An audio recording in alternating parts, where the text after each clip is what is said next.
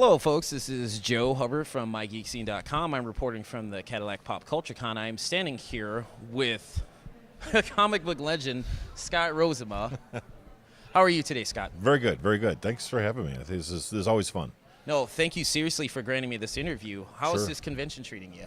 It's been awesome. I think the brains behind it, Jeff, I believe, is just did a phenomenal job putting it on. I think it's great. It's second year.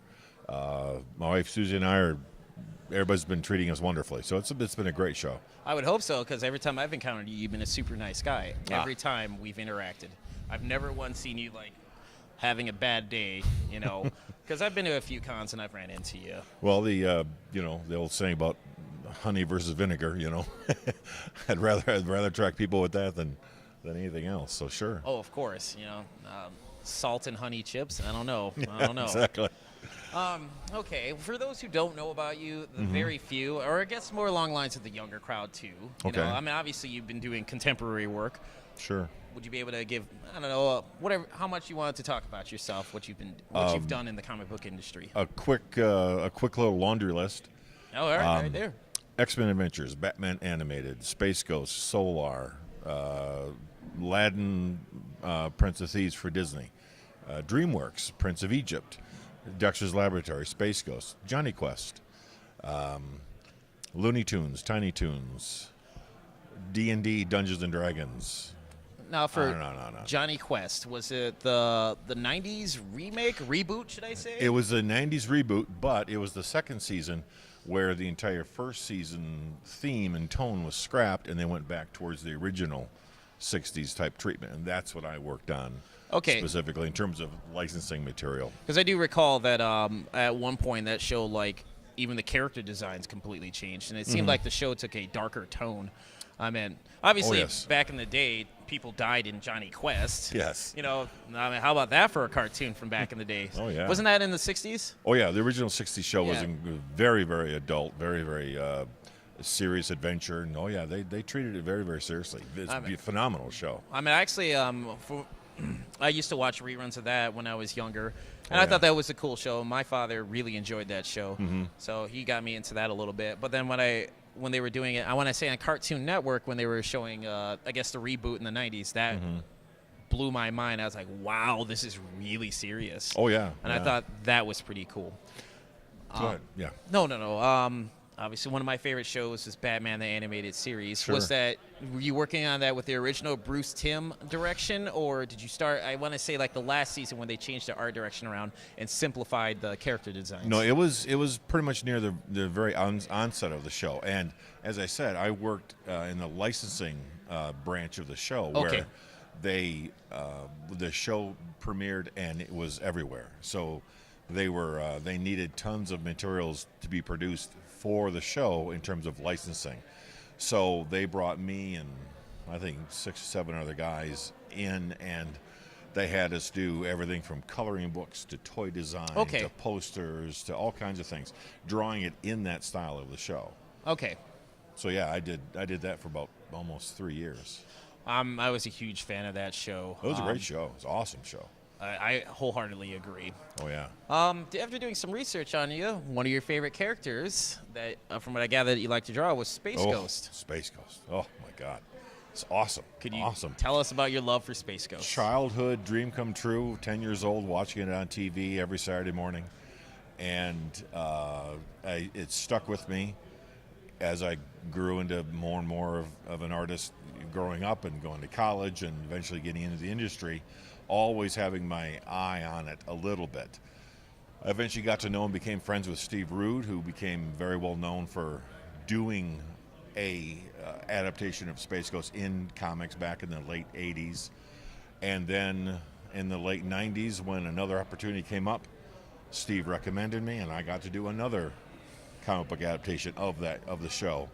And it was published by Archie Comics. And it was just it was a phenomenal situation. It was, I think about how lucky I am that I watched the show as a kid, and amongst the hundreds of thousands of kids that watch that show as a kid, I got the lucky chance to illustrate it in a comic book. So I'm still geeky over that. What were your thoughts on Space Ghost Coast to Coast? It was funny. I respect everybody who enjoyed it, and I'm glad that show gave Space Ghost the notoriety it did. I honestly I'm more loyal to the original dramatic version. But that show was so random. Oh yeah, it was amazing. Amazing. Okay, well, I just wanted your few thoughts on the industry. One of the questions I actually wanted to ask you is what are your opinions on the manga and anime industry? Because I know that's not necessarily stuff that you necessarily deal with when drawing, but what are your thoughts on that? Not in a large part, but I've certainly had my share of being involved in anime and manga inspired projects and touching on it certainly through fandom. I've always been impressed with the incredible amount of detail and devotion that manga and anime have to itself and to its fan base. And I believe that it's not just a fad. I mean, it's an actual branch of the comics medium that is still got a lot to teach us Americans or people who are not quite into it, because it contains such a huge level of discipline and loyalty to the content and to the material that I think it still has a lot to teach us. We have a lot to learn from that medium and the marketplace it dominates. Okay. What are your thoughts on... All right, well, actually, we're going to touch upon something. You mentioned fandom, and one of the things from fandom that is cosplay. I know this is a controversial subject, folks, but nowadays it seems there's a divide on people's opinions on cosplay at conventions. I've heard of that. There are some opinions that cosplayers come in, and all they're there is to just take attention away from artists that are working, that are trying to earn money. What are your thoughts on that, sir? I honestly don't believe that there's a conflict. I think cosplay has probably become an unfair target for some frustrations, I think. There's a lot of us artists that have been around for a long time, and we certainly have had a peripheral enjoyment of going to shows and kind of getting a little bit of a benefit from going to shows. And some artists that I know they feel as if they've been kind of overshadowed by the intensity of the cosplayers and the cosplay presence. I personally think it's an awesome thing because it's drawing in more people that would normally not really go to a comic show, a comic convention.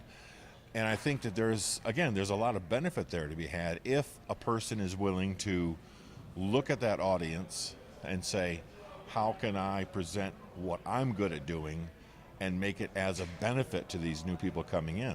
I know cosplay is, the whole thing about cosplay is that it's a wonderful dramatic presentation and it's a lot of attention getting. And that's great because I've seen these people that do it. A lot of them are artists in amongst themselves. I agree. So. Okay. Since you've been around for a bit, I just want more of your opinion on the comic book industry today. Like, what do you find lacking in the comic book industry today? Innovation and the expansion of the industry's potential. I'm not so much against some of the tone of the books, some of the treatments of the characters, the rebooting of universes and such. That's all fine and dandy, but I think what's missing is a whole mindset. It's a school of thought that what's missing is having a school of thought that's dedicated to finding truly innovative ways to not just tell the stories, but to use the books and the medium and the marketplace to really offer something unique to audiences so that it's not just simply how can we grab them with another story. Now, story is always paramount, but I think that the comic book medium, one of the last great bastions of illustration, if you like figurative work and exciting, dramatic, fantastic content. But I think the comic books themselves have a huge opportunity that is being completely sidestepped by so many people because all of their offering is the story and the characters and such. They could be offering puzzles and games and contests and special kinds of announcements. They could be offering all kinds of things within that physical paper medium of a comic book that they're not doing, and they're trying desperately to try and find a invigorating way to just put out the same kind of product, just in a slightly different manner. What they should be doing is trying to find a way to create an absolutely new kind of product, because the printing is phenomenal, the artwork is incredible, the storytelling is great, the writers and stories are phenomenal, but sometimes I think people want to pick up a comic book and realize that once they finish reading it, there's more there yet to be had with it. Oh, okay, that's a good point. So I think there's some innovation, and that's just tip of the iceberg. And as many good minds and ideas as are out there, nobody's utilizing them. It's just, they just keep beating the same horse instead of trying to look for a whole new horse.